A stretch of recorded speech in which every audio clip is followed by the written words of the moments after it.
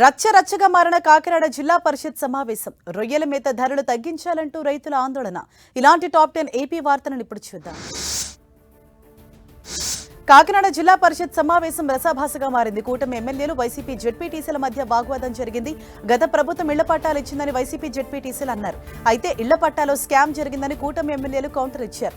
కూటమి ఎమ్మెల్యేలు, వైసీపీ జెడ్పీటీసీల మధ్య వాగ్వాదంతో సమావేశంలో కాసేపు గందరగోళం ఏర్పడింది.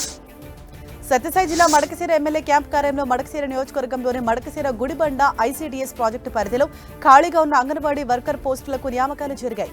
ఎంపికైన అభ్యర్థులకు ఎమ్మెల్యే ఎంఎస్ రాజు నియామక పత్రాలు అందజేశారు. విధులు సక్రమంగా నిర్వహించి ప్రభుత్వం అందజేసే పథకాలను సకాలంలో లబ్ధిదారులకు చేరేలా చూడాలని సూచించారు. టీడీపీ జాతీయ కార్యాలయం నిర్వహించిన ప్రజా దర్బారులో మంత్రి బీసీ జనార్దన్ రెడ్డి పాల్గొన్నారు. రాష్ట్ర వ్యాప్తంగా వివిధ వర్గాల ప్రజల నుంచి వచ్చిన విజ్ఞప్తులను పరిశీలించి ఆయా సమస్యలు పరిష్కరిస్తామని బాధితులకు మంత్రి హామీ ఇచ్చారు. న్యాయబద్ధంగా ఉన్న సమస్యలను సంబంధిత అధికారుల దృష్టికి తీసుకువెళ్లి పరిష్కరించాలని మంత్రి ఆదేశించారు. శ్రీకాకుళం జిల్లా ఆమదాలవలస నియోజకవర్గంలో కూర రవికుమార్ కుటుంబం అన్ని రకాల దోపిడీకి పాల్పడుతున్నారని నియోజకవర్గ వైసీపీ ఇన్ఛార్జి చింతాడ రవికుమార్ ఆరోపించారు. వేల కోట్ల విలువైన భూములు అక్రమ లేఅవుట్లు వేస్తున్నారని విమర్శించారు. 400 సంవత్సరాల చరిత్ర కలిగిన నిషేధిత జాబితాలో ఉన్న మఠం భూములను కాజేసే ప్రయత్నం జరుగుతోందని ఆరోపించారు. సత్యసాయి జిల్లా కదిరి రూరల్ మండలం ముత్యాల చెరువు పంచాయతీలో నకిలీ పట్టాదారు పాస్ పుస్తకాలు కలకలం రేపాయి.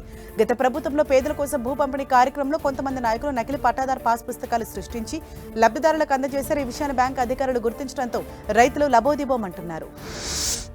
కడప జిల్లాలోని ప్రముఖ పుణ్యక్షేత్రం గండి వీరాంజనేయ స్వామి క్షేత్ర పునర్నిర్మాణం కోసం ప్రభుత్వం 28 కోట్లు వ్యయం చేస్తుందని మంత్రి ఆనం రామనారాయణ రెడ్డి తెలిపారు. హనుమంతుని జయంతిని పురస్కరించుకుని క్షేత్రంలో మహాకుంభాభిషేక మహోత్సవాలను అత్యంత వైభవంగా నిర్వహించారు. ఈ వేడుకల్లో మంత్రి ఆనంతో పాటు కడప ఎంపీ వైఎస్ అవినాష్ రెడ్డి కూడా పాల్గొన్నారు. విజయవాడలోని ప్రత్యూష అపార్ట్మెంట్లో అగ్ని ప్రమాదం జరిగింది. ఏసీపీ సత్యానందం ఇంట్లో ఒక్కసారిగా మంటలు చెలరేగాయి. ఏసీ కంప్రెషర్ పేలటంతో ప్రమాదం జరిగింది. పేలుడు ధాటికి ఇంటి బాల్కనీ గోడకూలి పక్క అపార్ట్మెంట్లో నివాసం ఉంటున్న శ్రీనివాస్ పై పడిపోయింది. శిథిలాల మీద పడి శ్రీనివాస్ మృతి చెందాడు.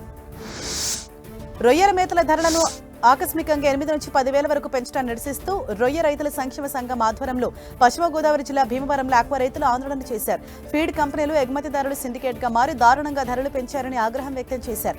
వెంటనే పెంచిన ధరలు తగ్గించాలంటూ డిమాండ్ చేశారు. తిరుమలలో ఘనంగా హనుమాన్ జయంతి వేడుకలు జరిగాయి. ఆకాశగంగా సమీపంలోని జాపాలి ఆంజనేయ స్వామి వారికి టీటీడీ తరపున పట్టు వస్త్రాలు సమర్పించారు ఈవో ముద్దాడ రవిచంద్ర, అదనపు ఈవో వెంకయ్య చౌదరి. జాపాలి ఆలయం వద్ద టీటీడీ ఉన్నతాధికారులకు హాతీరాంజీ మఠం మహంత్ అర్జున్ దాస్ ఘన స్వాగతం పలికారు. పోలవరం జిల్లా రాజబొమ్మంగి మండలం చికిరింత పంచాయతీ దుర్గానగర్ గిరిజన గ్రామంలో పెద్ద పులి సంచారం తీవ్ర కలకలం రేపుతోంది. ఓ ఆవును చంపేయడంతో గ్రామస్తులంతా భయంతో హడలెత్తిపోతున్నారు. మరో లేగుదొడుపై కూడా దాడికి యత్నించగా పులి పంజా నుండి అది తప్పించుకుంది. కానీ అప్పటికే లేగుదొడుకు తీవ్ర గాయాలయ్యాయి. ఫారెస్ట్ అధికారులు పులిని బంధించాలని గ్రామస్తులు కోరుతున్నారు.